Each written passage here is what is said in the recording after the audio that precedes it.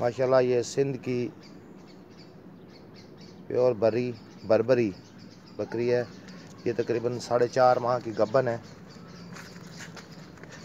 किसी भी हमारे दोस्त को चाहिए तो हमसे रब्ता करें।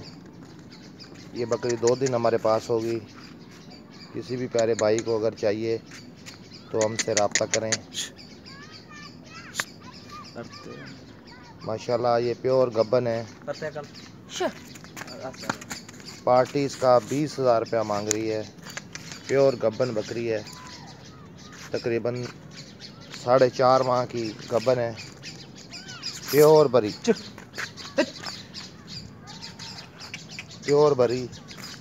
बर्बरी है।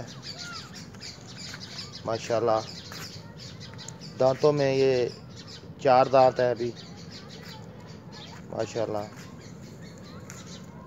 ये देखिए